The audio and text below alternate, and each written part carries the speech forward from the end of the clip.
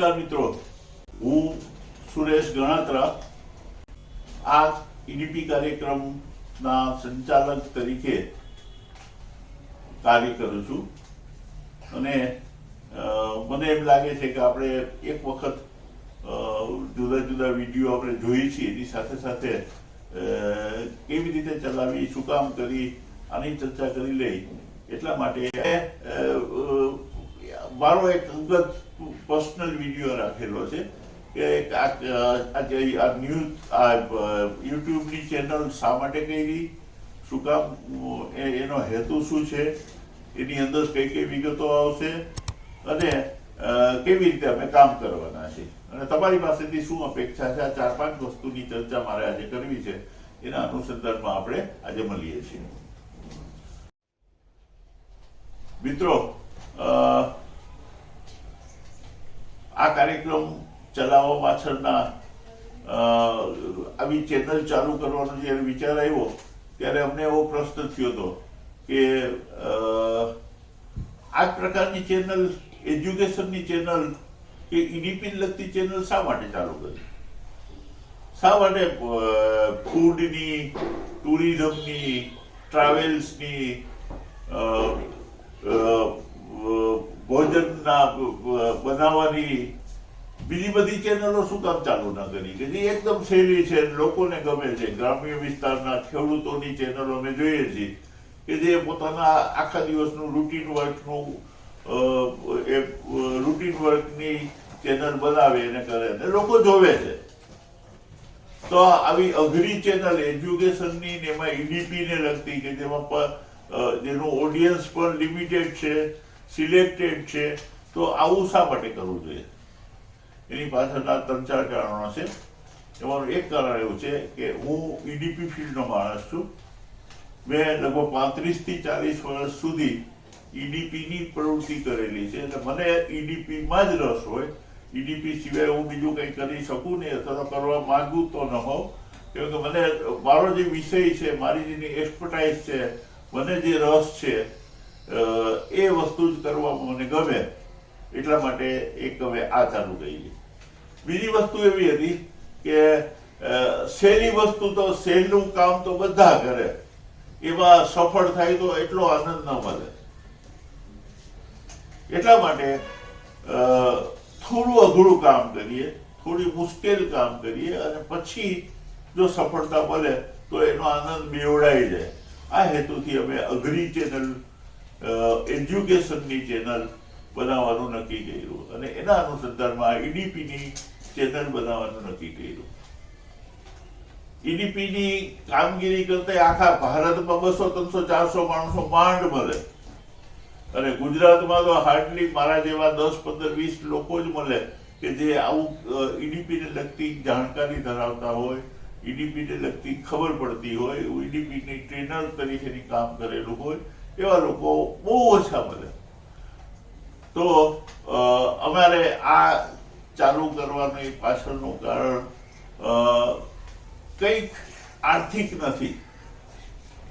કોઈ પણ સંજોગોમાં પૈસા કમાવાના હેતુથી અમે આ ચેનલ ચાલુ નથી કરી, કેમ કે અમારો હેતુ કંઈક મારી જ્ઞાન છે, મારી આવડત છે, મારો અનુભવ છે, મારી જાણકારી છે, આટલા વર્ષના મારો અનુભવ છે, એનો નિચોડ, એનો લાભ આપણા નવા ઉદ્યોગ સાહસિક મિત્રોને મળે, ઉદ્યોગપતિઓને મળે, ઉદ્યોગમાં જે લોકો કંઈક યુવાનો જે કંઈક કરવા માંગતા હોય, નવો ઉદ્યોગ, ધંધો, વેપાર, એને મળે. એ હેતુ માટે આ હવે ચેનલ ચાલુ કરી છે.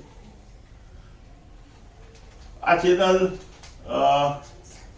કઈ રીતે કામ કરશે એની વાત કરી દઉં.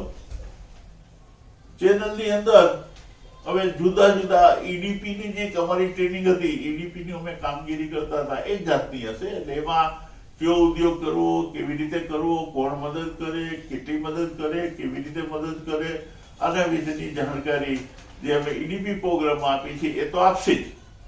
એટલું તો થશે જ કે જુદા જુદા 30-40 નિષ્ણાતો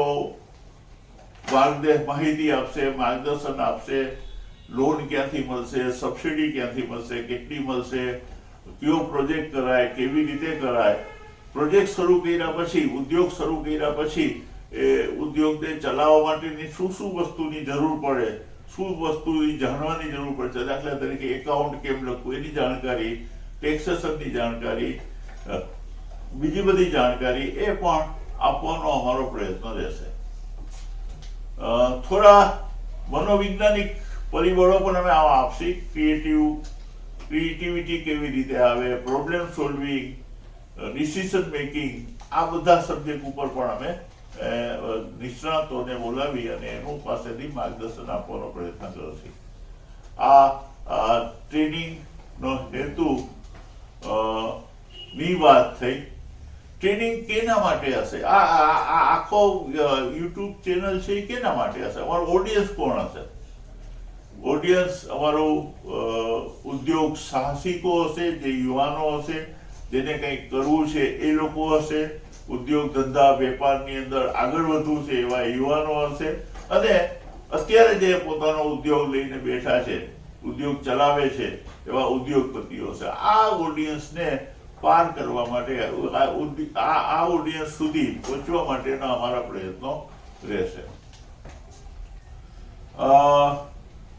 અમે કંઈક નવું પણ કરવા માંગીએ છીએ કે આ ચેનલ દ્વારા ફક્ત ઉદ્યોગની જ વાતો કરી કે ઈડીપી સીઈડીમાં જે અમે ટ્રેનિંગ આપતા ને ઉદ્યોગની વાત કરતા, ઉદ્યોગ ઉપરાંત trade fair, exhibition, seminar, workshop આવા જે કંઈક જગ્યાએ થતા હોય એનું પણ અમે રજૂઆત કરી, એની ત્યાં પણ ત્યાંનું વિડીયો બનાવી અને રજૂઆત કરીને લોકો સુધી, તમારા સુધી પહોંચાડવાનો અમારો પ્રયત્ન રહેશે. આ ઉપરાંત સફળ ઉદ્યોગપતિના અનુભવો, નિષ્ફળ ઉદ્યોગપતિના અનુભવો, આ બધું પણ અમે જુદા જુદા નિષ્ણાતોનો લાભ લઈ અને આવા ઉદ્યોગપતિઓ, સફળ અને નિષ્ફળ ઉદ્યોગપતિના અનુભવોનું શેરિંગ પણ તમારી સાથે અમે કરીશું. મારા મગજમાં એક ઘણા વખતથી એવી વાત ઘૂમે છે કે ખાલી ઉદ્યોગપતિઓ માટે જ કામ ન કરીએ, પણ સાથે સાથે ખેતી ઉદ્યોગ આધારિત ખેડૂતો માટે પણ અમે કંઈક કરીએ. ખેતીની જે ઉપજ છે એનું વેલ્યુ એડિશન થાય, એની આવકમાં વધારો થાય, એને કારણે રોજગારી મળે, ગ્રામીણ વિકાસમાં ફાયદો થાય અને માઇગ્રેશન ઓછું થાય. ગામડામાંથી શહેર તરફ લોકો ઓછા જાય, એને બદલે ગામડામાં એ લોકો સમાય રહે, ગામડામાં આવક કમાતા થાય, રોજગારી મેળવતા થાય. એ હેતુથી આ ચેનલની અંદર અમે ખેડૂતો સાથે, ખેડૂતોને લગતી સફળ ખેડૂતો હોય, પ્રગતિશીલ ખેડૂતો હોય, ખેતીની જે પેદાશો હોય એમાંથી વેલ્યુ એડિશન કરીને કઈ કઈ વસ્તુ બનાવી શકાય એની બધી માહિતી આપવાનો પણ અમે પ્રયત્ન કરીશું. સાયકોલોજીકલી અમે જ્યારે ઈડીપી પ્રોગ્રામ ચલાવતા ત્યારે એક 3 દિવસનો એચિવમેન્ટ મોટિવેશન ટ્રેનિંગ આપતા કે ધ્યેય સિદ્ધિ પ્રેરણાનો કાર્યક્રમ, કે જે લોકો કંઈક કોઈ પણ વસ્તુની સફળતા મેળવી છે તો એ સફળતા મેળવવા માટે એક સાયકોલોજીકલ એને ઇમ્પેક્ટ આપવાની જરૂર છે.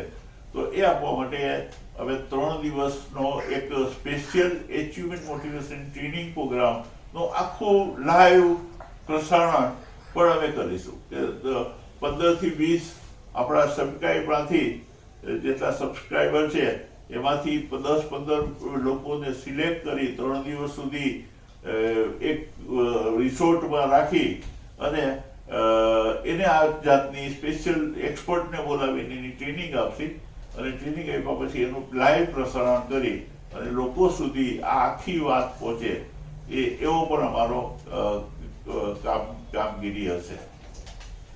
તમને થાય કે આવું બધું તમે કરો છો શું કામ?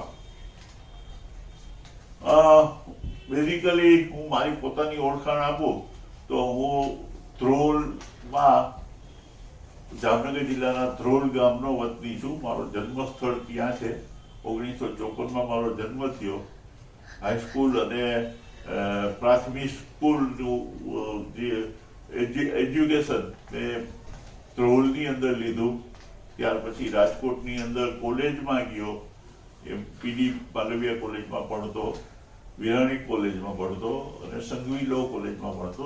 LLB સુધી મેં ત્યાં કર્યું. 1977માં હું LLB થયો. LLB થયા પછી એ સાથે સાથે જ ગામમાં હું અમારા ગામની અંદર જે યોગ મંડળ, સર્વોદય યોગ મંડળ નામની એક સંસ્થા હતી, એનો સેક્રેટરી હતો અને અહીંયા કામ અમે કરતા હતા, સેવાના કામ કરતા હતા. એટલે એનો મને થોડો અનુભવ હતો. એને કારણે જામનગરની અંદર આવો EDP કાર્યક્રમની જ્યારે શરૂઆત થઈ ત્યારે GIC નીચે અમારું આ કામ ચાલતું હતું. EDP પ્રોગ્રામ ચાલતો હતો. CD ત્યારે નહોતી. એટલે 76માં મને જામનગરમાં પ્રોગ્રામ ચલાવવાનું કહેવામાં આવ્યું અને મેં જામનગરમાં પહેલો પ્રોગ્રામ ચલાવ્યો 1976-77માં.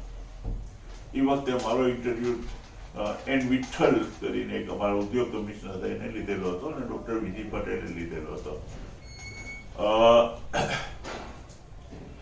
79 થી અમારું CED ની સ્થાપના થઈ. 79-80 થી ત્યારથી હું CED માં જોઈન થયો અને 1993 સુધી CED માં જુદા જુદા પોસ્ટ ઉપર આસિસ્ટન્ટ પ્રોજેક્ટ લીડરથી માંડી deputy project leader, deputy project લીડરમાંથી રિજિયોનલ ઓફિસર તરીકે મેં રાજકોટ, જામનગર, જુનાગઢ અને આ રીતે કામ કરેલું. છેલ્લે વોલેન્ટરી રિટાયરમેન્ટ મેં 1993માં જુનાગઢથી લીધું RO તરીકે, રિજિયોનલ ઓફિસર તરીકે. ત્યારબાદ તરત જ સૌરાષ્ટ્ર ઇકોનોમિક ડેવલપમેન્ટ સેન્ટર નામની એક સંસ્થાની સ્થાપના કરી. અમે 7-8 મિત્રો ભેગા થઈને એમાં ડાયરેક્ટર તરીકે હું કામ કરતો અને 1916, 17, 18 સુધી આ સંસ્થા નીચે અમે જુદા જુદા આ જ જાતના કાર્યક્રમો ચલાવ્યા, EDP ને લગતા ચલાવ્યા. સાથે સાથે અમે થોડું નવું એટલું કર્યું કે ગ્રામીણ વિસ્તારમાં અમુક ગામો દત્તક લઈ અને ગામો માટે પણ અમે કામ કરતા. એટલે રૂરલ ડેવલપમેન્ટનું કામ પણ વધાર્યું અને મહિલાઓ માટે પણ અમે થોડું સેલ્ફ હેલ્પ ગ્રુપનું કામ પણ કરતા. આ બધી જુદી જુદી એક્ટિવિટીઝ કરતા. મને રસ હતો પ્રકાશનની પ્રવૃત્તિમાં. એટલે ઉદ્યોગ સાહસિક નામનું એક મેગેઝિન ઉદ્યોગને લગતું કદાચ પહેલું હતું, જેની અંદર મેં કોઈ જાહેરાતો પણ બહુ ન લેતા. એક વર્ષમાં એક વખત જ્યારે એન્યુઅલ અમારો અંગ હોય ત્યારે જ અમે જાહેરાત લેતા. એ ઉદ્યોગ સાહસિક એક ઇન્ડસ્ટ્રીયલ મેગેઝિન અમે લગભગ 10 થી 11 વર્ષ સુધી ચલાવ્યું અને સારી રીતે ચાલ્યું. ત્યારબાદ 16, 17, 18માં ઉંમરને કારણે, કેમ કે મારી ઉંમર બહુ જાજી થઈ ગઈ હતી ને છોકરાઓ હવે કંઈ કામ કરવા દેતા નહોતા કે ભાઈ હવે જવા દો, હવે પપ્પા બહુ કર્યું, હવે આપણે આરામ કરો અને રિટાયરમેન્ટ લાઈફ. એટલે 16, 17, 18 થી હું લગભગ રિટાયરમેન્ટ લાઈફ ભોગવું છું અથવા તો જીવું છું. પણ મને મારો જીવ તો EDP એક્ટિવિટીમાં જતો. એટલે જુદી જુદી જગ્યાએ લેક્ચરમાં અને એમાં જતો. આકાશવાણીમાં કે બીજે બધે પણ મારા લેક્ચર્સ ને બધા આપેલા છે, દૂરદર્શનના અને કોલેજોમાં અને શૈક્ષણિક સંસ્થાઓમાં, EDP પ્રવૃત્તિ ટ્રેનિંગ પ્રોગ્રામોમાં, આ બધી જગ્યાએ જુદા જુદા મારા વિષયોની લગતી માહિતી આપવા માટે જતો. પછી વિચાર આવ્યો કે ભાઈ આ સાથે સાથે કંઈક કંઈ નથી તો કંઈક આવું કરી પૈસા કમાવાનો હેતુ તો છે કે ભાઈ ભગવાનની દયાથી મારા 2 છોકરા બહુ સારી રીતે કમાય છે. એક છોકરો મારો ડોક્ટર છે, દુબઈમાં છે, FD છે, અને બીજો છોકરો મારે HDFCમાં મેનેજર છે. એટલે ફાઇનાન્શિયલી તો કોઈ જરૂરિયાત નથી, કોઈ અપેક્ષા નથી, કોઈ કમાવાની આર્થિક ઉપાર્જનની કોઈ જરૂરિયાત નથી. એટલે કંઈક મારે એવું કરવું હતું કે જેમાં મારી શક્તિનો ઉપયોગ થાય, મારા મને રસ પડે, ઉત્સાહ જાગે અને હું કામ કરું તો કંઈક કોકને ઉપયોગી થાય. તો સમાજને ઉપયોગી થવા માટે અમે આ એક ચાલુ કરી. હવે આપણી પાસે ઉદ્યોગ સાહસિક મિત્રો, આપણી પાસેથી મારી 2-3 અપેક્ષાઓ છે. એક તો પહેલી અપેક્ષા છે કે તમે અમને સબસ્ક્રાઇબ કરજો. સબસ્ક્રાઇબમાં કોઈ ચાર્જ આપવાનો નથી, મફત છે. તમારે ખાલી એક બટન દબાવવાનું છે અને બેલ દબાવવાનો એટલે તમને અમારા જે કંઈ વિડીયો બહાર આવશે એ અમે તમને મોકલાવશે. બીજી વસ્તુ, તમે આ વસ્તુ શેર કરજો, કેમ કે ફક્ત તમને નહીં, આ એક આંગળી ચીંધવાના પૂન જેવું લેવા જેવું કામ થશે. તમારી આજુબાજુમાં એવા કોઈ લોકો હોય કે જેને ઉદ્યોગ કરવો હોય, ધંધો કરવો હોય, કંઈક આગળ વધવું હોય, તો એવા લોકો સુધી આ વિડીયો પહોંચાડજો ને એ તમને એને તમે ઉપયોગી થઈ શકશો અને અમને પણ ઉપયોગી થઈ શકશો. અને ત્રીજી વસ્તુ, કોમેન્ટ્સ કરજો. તમે તમારા સજેશન્સ આપજો, તમે કહેજો કે અમારે આ વસ્તુ જોઈએ છે, આવું કરવું છે, તો એવી અમે તમારા માટે જે કંઈ અમારાથી થઈ શકતું હશે બધું કરશી. એટલે કોમેન્ટ્સ, બધું કોમેન્ટ કરજો. તમારે કંઈ પ્રશ્નોની જરૂર હોય, તમારે કોઈ માહિતીની જરૂર હોય તો એ પણ જણાવજો. મારું અત્યારનું પ્લાનિંગ એવું છે રફલી કે દર રવિવારે આવી રીતે પર્સનલી કોઈનો ઇન્ટરવ્યુ નહીં, કોઈનો વિડીયો નહીં, તમારી સાથે જ વાત કરશે અને લાઈવ વાત કરશે. એટલે એ રીતે તમારા જે કંઈક કોમેન્ટ્સ હશે, પ્રશ્નો હશે, એના જવાબ આપશી અને એની રીતે કરશે. આમાં એક વધારે અમારે કરવું છે કે આપણા સૌરાષ્ટ્રની અંદર અમુક જગ્યાએ અમુક સ્થળે અમુક ઉદ્યોગોનો વધારે વિકાસ થયો છે. દાખલા તરીકે જામનગર તો બ્રાસપાટ માટે ફેમસ ગણાય, જુનાગઢ છે, જુનાગઢ ને કેશોદ છે તો HPS સિંગદાણા માટે ફેમસ ગણાય, એવી રીતે ધોરાજી છે તો પ્લાસ્ટિકના ઉદ્યોગો માટે ગણાય. એમ જુદા જુદા સ્થળે જુદા જુદા ઉદ્યોગોનું ડેવલપમેન્ટ થયું છે. તો આવા ક્લસ્ટર જે પ્રોજેક્ટ છે એ ક્લસ્ટર પ્રોજેક્ટ વિશેની માહિતી એકત્ર કરી અને એના વિડીયો બનાવી, એના સફળ વ્યક્તિઓના, એના પ્રોબ્લેમ્સના, એનું કઈ રીતે કામ થાય છે એની બધી વાત અમે રજૂ કરવાનો પ્રયત્ન કરશી. એટલે આ એક વધારાનું કામ અમે કરશી. અને પ્લસ બાયર સેલર બીજ થાય, એટલીસ્ટ આપણા સબસ્ક્રાઈબર જેટલા થાય, વર્ષમાં 1 થી 2 વખત મીટઅપ થાય, આપણે બધા સાથે મળીને ખાઈ પી અને એક શું કરવું, કેમ કરવું એની ચર્ચા કરી અને વર્ષ દરમિયાન આપણે કામ કરીએ. આવા મારા પ્રયત્નો છે. આમાં તમારો સહકાર મળશે, મને આશા છે કે તમારો પૂરેપૂરો સહયોગ મળશે. આ ખુલ્લા દિલે, ખુલ્લા મનથી આજે મારે તમને જે વાત કરવી હતી એ કહી છે. મને આશા છે કે તમને તમારા તરફથી અમને પૂરો સહયોગ મળશે. આભાર. Thank you.